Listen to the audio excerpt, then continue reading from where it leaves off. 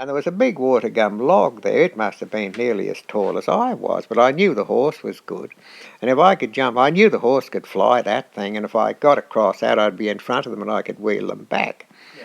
So that part was all right. The horse flew like a bird like that, but what the horse didn't know and I didn't know, there was a big old stump hole on the other side, and he just went straight head first into that stump hole. Well, of course, he just hit that, went straight over, and my foot went through the stirrup. Of course, lucky, the horse just jumped right. He jumped around, and he stood like there looking at me like that, and he stood dead still. So anyway, I don't know how the hell I got into the hospital in there, and they x-rayed it, and that's when the technician in there was looking at it, and he said, "By gee," he said, "that was a bad break you've had in your foot one time." I said, "Let me have a look at that." And you see all these jiggly marks on the bone where this is what happened when I come off the springboard, and I lost 2 days' work. So Why did you retire? well, I gave it up. I wasn't quite 80, but I was that close to 80, and it was a long wet season. That was 2003, and it was a long wet season.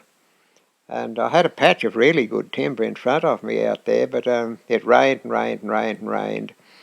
And the price of petrol went from somewhere around about 60 cents a litre, 60 to 65 cents a litre, up to about $1.50. And I thought, now look at the difference that's going to make to my running expenses. See, if you've got, like before there with Arthur and I, see, you've got two incomes and one running expense, but see, it was bad enough, one income, one running expense, and that wasn't quite equal. But then if the price of everything went up like that, me trip would double, me chainsaw costs would double, because everything else went up with it. Yeah, definitely. And so I said, well, I either go up there and work for nothing, because you can't ask the old dairy farm for more money, because he's up against it too. And that was about the limit they could stand. And so I said, well, I'm just not going to go up there and do it for, work for nothing. So I said, well, finish. Yeah. They had years in front of me, because like I was still stacking the posts. There was nothing wrong with me physically or anything like that, because I was still stacking those posts, and they went only about 20 to 22 to the ton. And I was still stacking those things head height, so when Peter Evans come in there with the load, we could just pick them up straight onto the truck. And so I could still do that. I was still churning the post out as well as ever. But it just, I was, see, on that particular place where I was working, it was 114 kilometres a round trip, so you had a pretty fair trip in front of you all the time. And that chews up petrol. Yeah. And so if you're going to double your running expenses, and so that's why I missed it for a long time, but it's like everything else, you sort of get used to it, and that's how I gave it away. Yeah, okay. Making it to this age. Well, I suppose I could tell you the same as I've told everyone else. Plenty of hard work and drink plenty of tea. Yeah, all right. Yeah. See, a lot of people had said, when you mean plenty of tea, what do you mean? Well, I said, back there I used to drink anything up to 30 cups a day. So that is a lot of tea. That is a lot of tea. Yeah. And they say you're going to, what's that word? There's two words they should dig a great big hole and bury them, and that's adrenaline, and what's the other one? You know, when you lose all your sweat and everything, dehydrate. Adrenaline and dehydrate. It's the greatest mob of hooey. If anyone was going to dehydrate drinking tea, because it'd be, it might be 50 years since I've ever drank water as water. Yeah, that's awesome. Anything wrong with me? Yeah, and you've got no arthritis. Nothing, look. Nothing. Awesome. Yeah.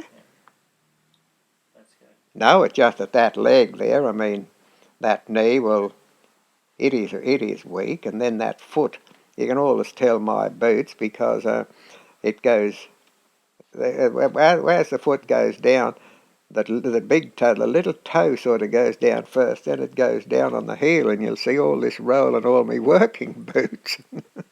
Just supporting yourself. Yeah, well, that's how it just. But I mean, it spent a lifetime.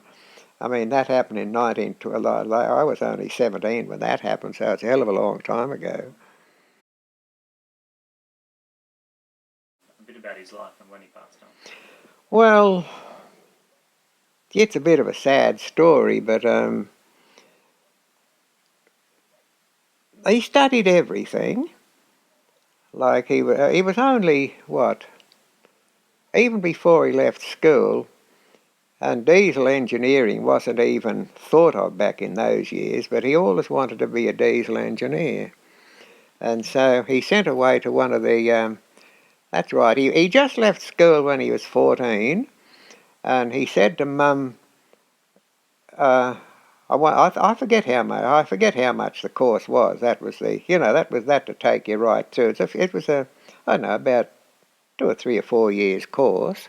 I forget how much it was, and a fella across the mountain, that's up near where the lookout is now, and he wanted someone up there to help him with the cows because his missus had just got a baby. That was young Lou Dawson. So anyway, Arthur went up there and worked to get the money for this course. Of course, he gave it to Mum then because old Lou paid him in cash all the time, and so Mum wrote out a cheque and he got this course. Well, he studied that, and he went through. So he got his diesel engineering course, and then he studied steam and wireless, and we'll forget about all that. And somewhere up there, if I could find all his books, he was studying electronics, Yeah. and he was flying through with that because he used to go to Peter Ricketts, like he was the TV technician and all in Malanda, and anything that he wanted to know in there, he used to go, and him and Peter used to work together because Peter was following him through, and he said as soon as you get far enough advanced, he said I'll give you a job in the workshop, and like he used to send all his lessons away, and I don't think he ever got under 95%. Wow. He was doing and this was right up till he died. Because they wrote up a while after, wondering where it went, and I just wrote a letter back and said where he's gone. There's no forwarding address. That's all I put on it, and but it was a sad thing. Like, some years. I mean, he was fit as far as fit went, and he could work like a horse. He could keep up with me. We worked, side by side all those years, and there was no hanging back. And anyway, he started to get off colour, and he went and saw the doctor in Atherton, and they sent him to Cairns and backwards and forwards there. He had something wrong with his blood, and they couldn't find out what it was and all that. And then they sent him to Cairns, and they had all sorts of funny ideas down there. And one doctor wanted to take out his spleen, and another one said, if you take out his spleen, it'll kill him, it'll be disastrous, and all this sort of thing. So in the end, this must have been somewhere around about, middle 1980s, somewhere around about that, and he got really sick, and they sent him from there to Townsville, and he was down there quite a time, and they didn't know really what to do with him there. And there was at the time there was a German haematologist, I reckon one of the world's best. I don't know what a haematologist does, but he took a personal interest in Arthur's case.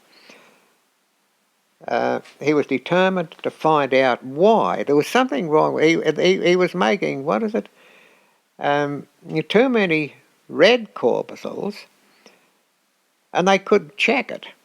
There was lots of people, like they used to make too much iron, make too much this and all that. There's one, your dad would know who he was down there, some council worker years ago, and Mrs. Ron Ford was another one up there. They'd have to take them into the hospital every now and then and drain blood out of them. But it wasn't that with Arthur, and they couldn't find out what it was. So So they talked to him off and this doctor there and what was it, and so eventually, they tried bone marrow tests and all, and they come up with a conclusion then that it was his bone marrow had gone mad somewhere along the line. And so anyway, they went right through life with him. Now, from way back when he was quite young, he was driving dozers. Well, those old dozers back there, they'd rattle every... Well, he'd come home of a night and he'd say, my eyeballs are still vibrating, you know. That's what they were like. And then the old chainsaws back there before they got anti-vibration. And see, they never affected my hands, and no one could ever work out why. Because even Graham Johnson, he said, if I put in half a day on a chainsaw, he said, my hands would go tingly and numb and all that. And Arthur's used to go a bit, but never affected me, see? And I went through it like that, and yet it did with him. And so they tried all sorts of things, and they come to the conclusion down there, this German fella, that it was vibration that shook his bone marrow apart. Wow. And so once they got onto that, well, they devised not a cure, but something that'd, stop it, ease it back up there, and they put him on this medication. But before he left the hospital down there, the doctor come and had a talk to him that morning, and he said, we'll all be in the conference room today. He said, me and all the doctors, and he said, it's going to be a question and answer session. He said, you'll be asked all sorts of questions. He said, we want to get to the bottom of this for future reference, because he said, you are the first person that I've ever seen that's got your problem that's walked out of the hospital. And so they got him in the room, and I reckon there must have been 20 doctors at least in there, and see, as he talked, it'd come up on a screen, it was recorded at the same time, and they went right back through his life, what happened, and see, that was all recorded then for future reference. Because see, when he come back, and they said to him, who's your doctor?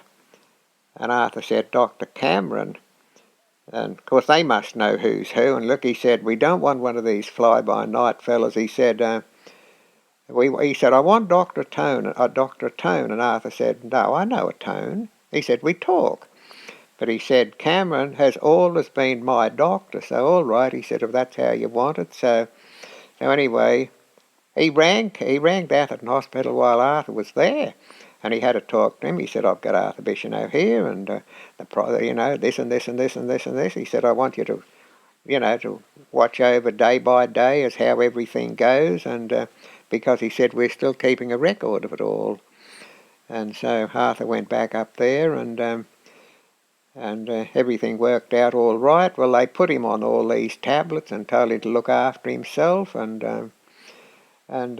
he eventually found out that he could notice it on his fingernails if his blood started to get out of kilter a bit. Yeah.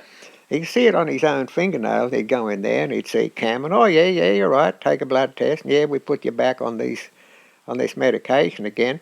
Well, now he was doing well. Now, what would have happened? I've got no idea.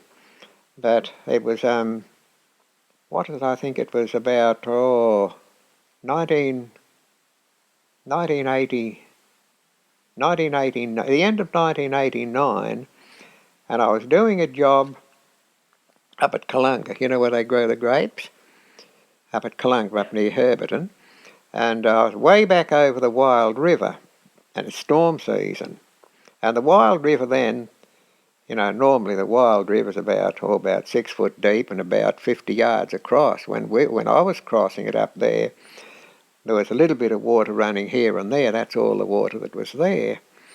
So anyway, there's another storm, and when you're in those jobs, the main thing you watch is where your river systems run from. Like that one was actually, the Wild River's coming from the west. So you know damn well if you get bad storms out there, watch your river, because you might get a storm back there.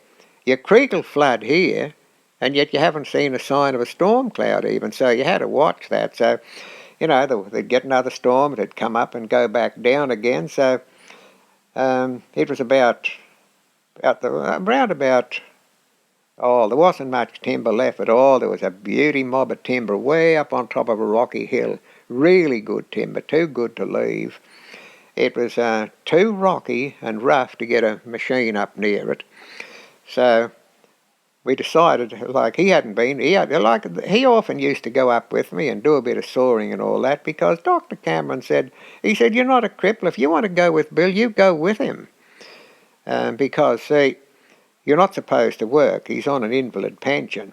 And there's always some parasite will put you in if you got the chance. So anyway, he told the doctor about that, and he said, look, I'll give you a letter. He said, this'll shut any of those up, because, see, he'd have trouble with Centrelink then. You're working and all that, which he wasn't, and he'd sort of go up there. Anyway, Cameron put a finish to that nonsense, and so this day we decided we'll get up there. We left here damned early, and we fell these trees like Arthur would go round and see all the bark is full of sand, and like he'd bark them ready to cut, and I'd fall them, and we were working in like that. I'd fall them, and he'd measure them, bark them, I'd cut them up, and then this is how it would go on, and then I'd cut them until we had it all cut. I don't know how many we cut that day. Must have been about 120 or something in that day. And see, then we had them all knocked out, and he'd pick them up, and I'd just swing them up, gallop down there, and see, he was doing that all the time. Well, that was a damned long day for him. And so that night there, he was feeling, pretty stretched. He's pretty sore and all this sort of thing. So anyway, that's that part of it there. And of course, lifting all these things up, bend down, lift up, bend down, lift up, and they told him his spleen would eventually kill him. It didn't matter. They didn't know when or where. And then I went off to work. I didn't know anything about this, and Peter Ricketts rang him because the TV had broken down, and the big old TVs, they weighed a quarter of a ton, and I put in the vehicle for him. Peter took it out in there, and he rang Arthur, and he said, your TV's ready. So Arthur goes in there, and Peter loads it and puts it in. See, he had the 120Y. Well, some of those Jap vehicles, see, with most cars, the boot lid goes down to the floor, doesn't it? Back at the same time, you know what I mean? Yeah. So that was all right. Peter loaded for him. He leaves the car out here, and he goes to pick it up like that, and something in there tore. You could feel it tear. So anyway, he let out a yell, and because, what is it, I can't think of his name for a moment, next door up here, John Martin was next door, and he yelled out to John. He said, hey, come and get him. So John come down there, and between him they put it in. Well, that night, I'd go when I come home, and he'd go to speak, and he'd go, when you get hit in the solar plexus, how it is, and he was like that. So anyway, he said, look, if it's not better in a couple of days, he said, I'll have to go. He said, I'll go and see the doctor anyway. So I left Phyllis down there that night, and it was late. It was late that night, because she was a pretty good piano player, and she was playing all the old time stuff, and I was singing with it. And it got up around about midnight, and I said, look, I better go home. And I got up here, and he's sound asleep, and I boiled up and round him out of bed, and he's sitting there. And we're talking about concerts, because, see, we were in a lot of concerts in our day, like singing, playing, doing up stage sets and all this sort of thing. And we're talking all about this and the silly things that happened. And all of a sudden, he went like that, and he brought up all this, just like liver, all this sort of congealed blood. Yeah. And that was the end of it. Wow. His spleen broke. Got the ambulance out here, and like I said to him, he said, what the hell's wrong with you? I said, are you sore or sick? He said, I don't know what the hell's wrong there. He said, I have to go and see the doctor tomorrow. Anyway, he just went down and down and down. See, what he didn't know, he was bleeding internally.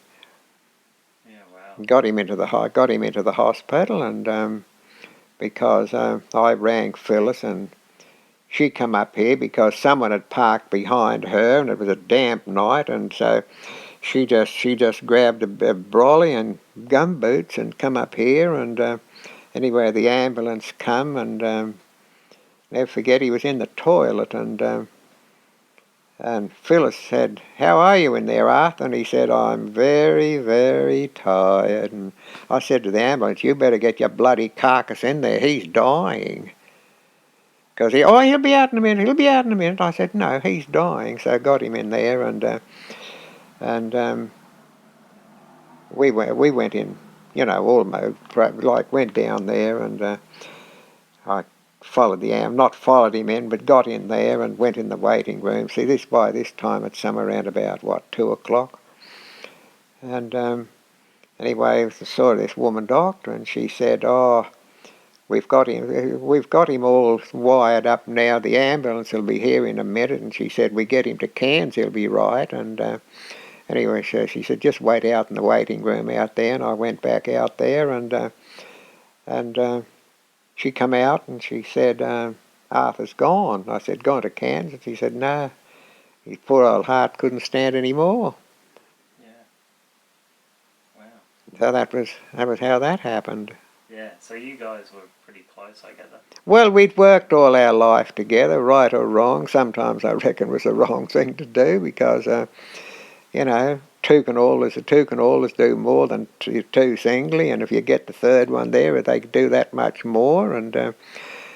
But I often wondered, had we gone our own ways, what difference it would have made. And well, this was right, that was right, and see, working together like we always worked together, and there was none of this fighting and once one. Oh, we'll do it this way, we'll do it some other way. There was never any fighting like that. So I know, so there was some times there, like I was the main timber cutter. He was not. He was like he was a very good dozer driver because any new machines, the boss always gave them to him, and so everything worked out beautifully. There's times there when I'd say, "Listen, we'd put a road through there, eh?" And he'd say, "No." He said, "See, here, I'm standing down here. See, he's sitting away up there, and he can see a lot more." And he'd say, "No, better round there." "Well, I mean, you did." You said, "All right. Well, you know more about it than I do." Yeah. And so, I mean, there was no, "I'm older than you. You're going to do what I tell you." There was none of this nonsense. And Yeah, no. So, we'll go from 28 to 90.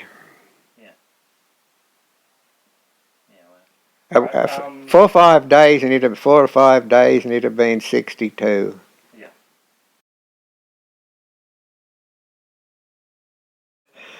Well, I'm not going to go into that. There's some of them, I mean, there was nothing nasty or anything, but the one that really, really made me cranky in time to come, and I won't tell you who she was, but she was a miller girl. Her father used to load the private timber on the miller ramp, so it was a big job. He was on his own out there, and I got to know the family well. This was about 1947, and I was young and full of energetics, and see, we were milking the big herd. We were milking up to 100 by hand, the three of us, and because she was she was getting ready. She said, "Look, can I come out and help you? We'll help you with the cows over the weekend." This is how it was going, see, and this is how it finished.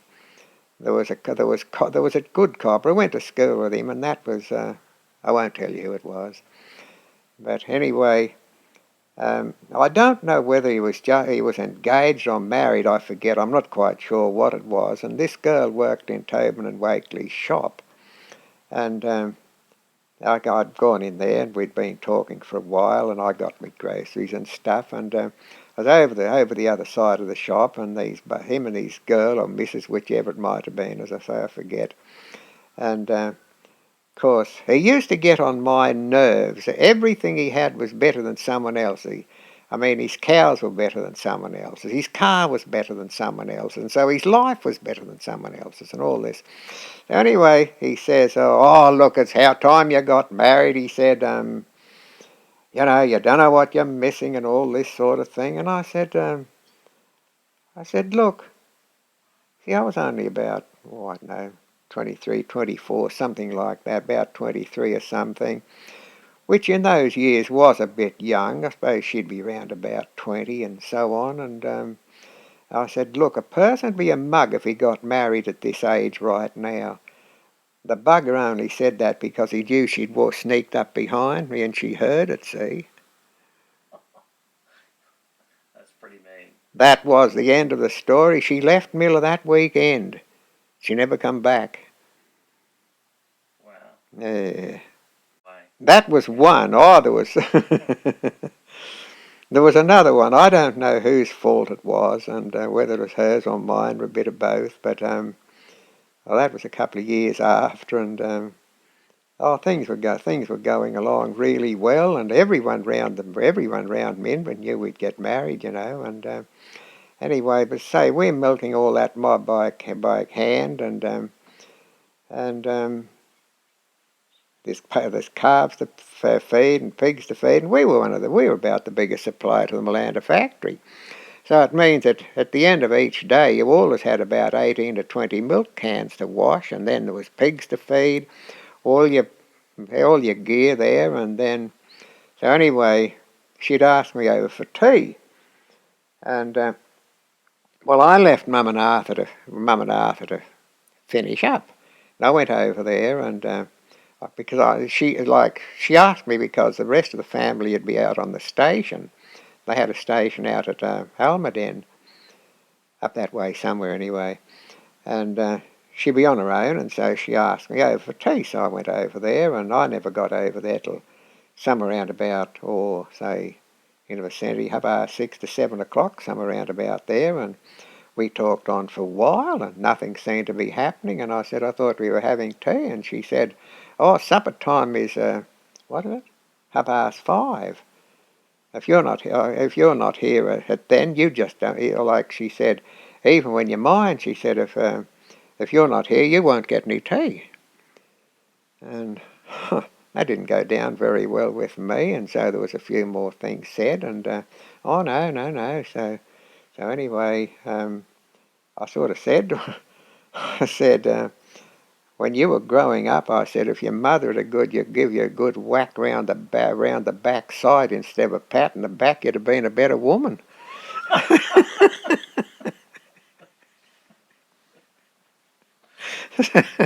So she disappeared. Well, I've had a funny old life, you know. Yeah. I've had a funny old life, and but you know what? She got married later on, I believe, and all that, and this was somewhere around about, only a few years ago, and I was coming through Malanda one night. It was just about dark, and that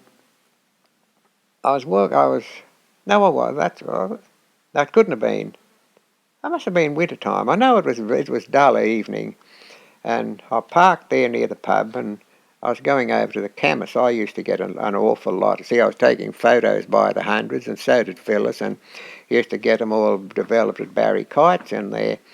And I was walking up past the pub, and I see a woman coming, and I thought, good Lord, that's her. Anyway, she's looking like that, come up. This is only a few years ago. And I just held my arms out like that, and she walked straight into him. Yeah, wow. And we just hugged there for a few minutes, said a few words together, and she went on her way. But she'd never forgotten either, by the sound of it. The lousy part was, I suppose, inside 12 months, saw a funeral notice in the paper. Yeah. Wow. Yeah, so, no, there was, I had a bad habit of that.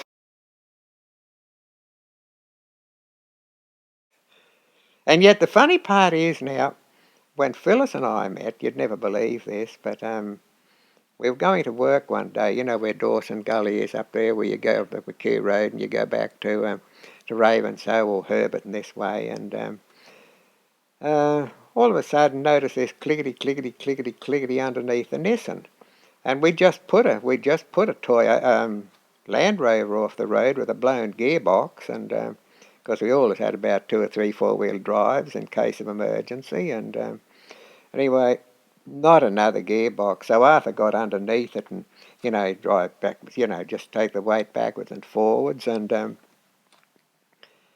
it was the spline on the drive shaft, front drive shaft. So if you had freewheeling hubs, that drive shaft would last forever.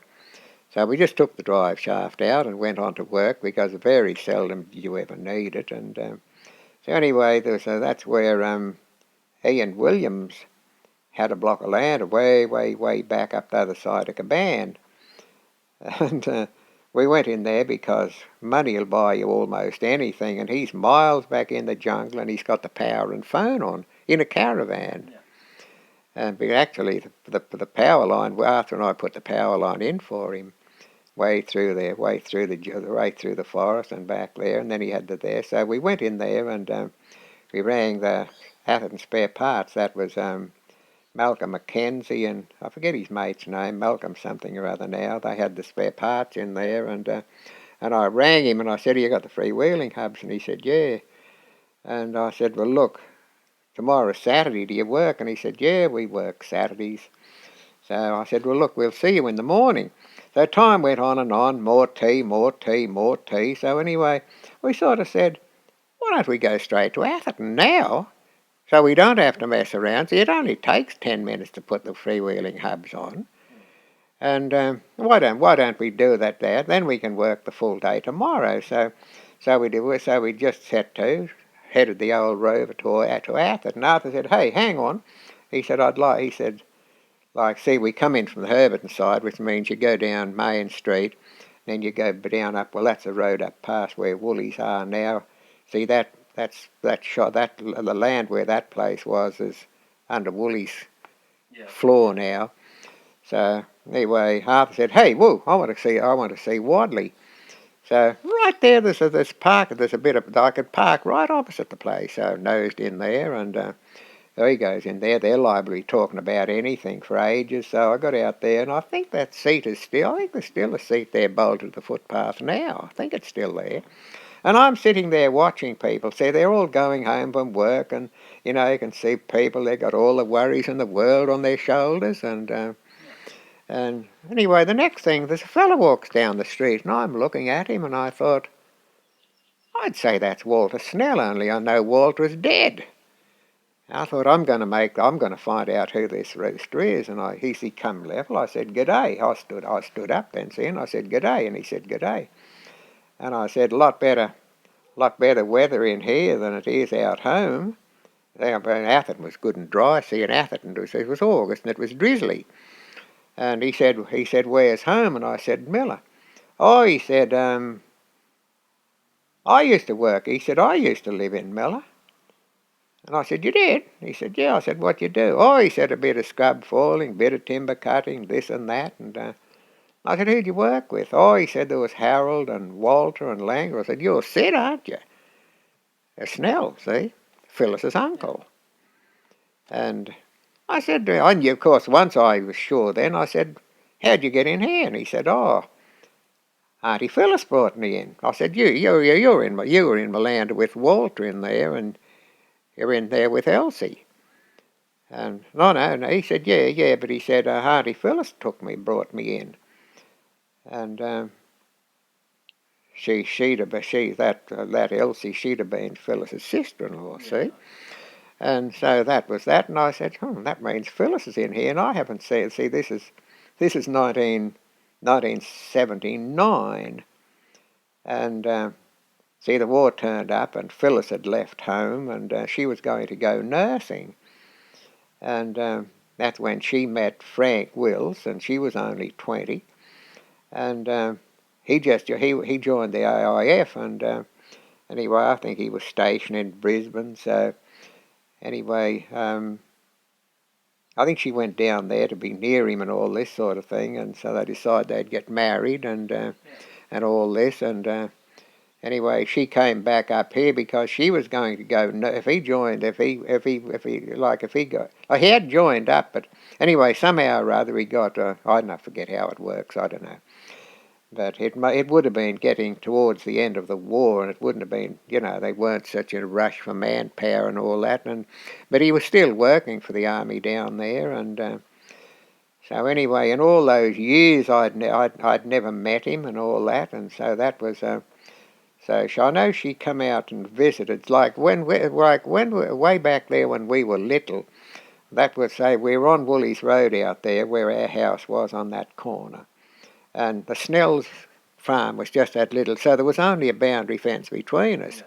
And if we weren't in their house, they were in our house, so we grew up together. And her and Dorry, that's my sister, and they'd been mates right through life. They had their kids together and all this sort of thing, and they always kept in touch. But I'd never met her in all those years, and that'd be from, say 1940 until about, put it 40 years since I'd seen her. Anyway, I said to Sid, how'd you get in here? Oh, he said, Auntie Phyllis brought me in.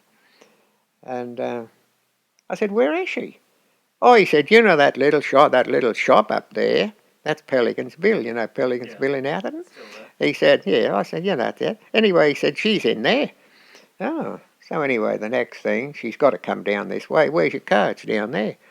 And anyway, the next thing, oh, gee, she's done up a half high heels and all this and dressed to kill. And of course, she gets back there only about 8 or 10 feet away. And of course, we're just another person, see? And I just said, I've never been backward. And I said, just, g'day, Phyllis. Should I know you? I said, you bloody well should, but you've been reared together. That's where it started. Yeah. The Bicheno boys. That's how it started. See, that does make the difference. But she read half of Youngaburra, Yeah, definitely. Yeah. Be at her funeral in there, it was massive. Yeah. Because she was known so well all over the tableland. Because the funny part was, as she said to me a couple of times, like her and Frank were that close, as she said, if anyone had told me that I could ever have looked at another man, she said I wouldn't have even bothered to laugh at him. So she said, what's the difference? Yeah. So that's how that worked out, and that's how I missed her so badly, and I think you've seen some of those photos in there. Yeah, you've seen some of those photos, and they're lovely. They're lovely. Well, this is right. That is right, and but no, and that's how things work. Because I know I used to get my bread. So did you pick up the bread one day for me? Didn't you? I did. Yeah. Well, see, after the mob shut in Miller. See, I don't know what happened in Malanda. That's right. We used to get the bread from Malanda. And then, just for some reason or other, they decided they were going to take a couple of months' trip to England or something. And they just shut the shop like that. Well, it left a lot of people up in the air, Where do we get our bread? Some got it from Atherton. Some got it from all over the place. Some from Ravenshoe. And anyway, that's when I went back to Miller. And then all of a sudden, I forget his.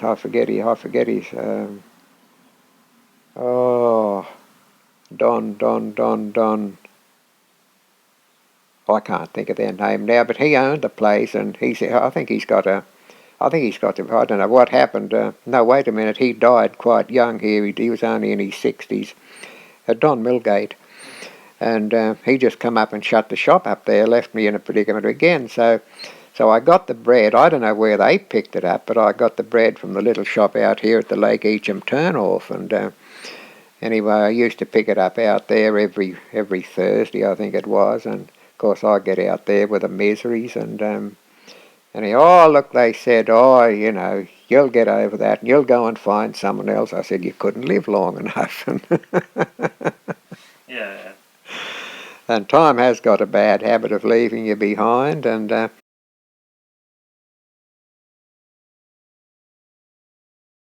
See, there's one thing like 90. It seems funny to be 90, and yet I sort of half remember the speech that I made behind. I reckon, God, he said, I wish I'd have woke up to myself, he said, and recorded that speech. Because I've never been backward in talking, and whereas Graham Johnson, he was chairman, he said, I don't know if you could see it, but he said, I was terrified to get up and make a speech out there to introduce you and all that. He said, you bugger, he said, you got out there, you might have been reading the newspaper. And Banana said, gee, he said, I mean, he just got a bit of it, he woke up for it in time, but I do know, I said, they reckon I'm 90, or the calendar reckons I'm 90. But I said, when you come to think back over the things that have happened in those 90 years, you'd reckon it'd take 190. And so you would.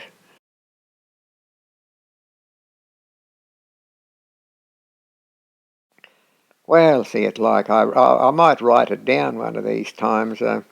I got a piece of paper in there the other night, and when I said to them down there, there's not one part of my body that hasn't been bashed up or smashed up or cut up, and when I looked over, there's not. Even the eye socket there is broken. You can see a dent in there because where I was using a pinch bar. And I'm way up on a log pulling back like that, and the damn thing come out and turned round, look again, caught me. You look at that, it hit there instead of here, another half inch and I wouldn't have had an eye. And like all these sort of things that happened, and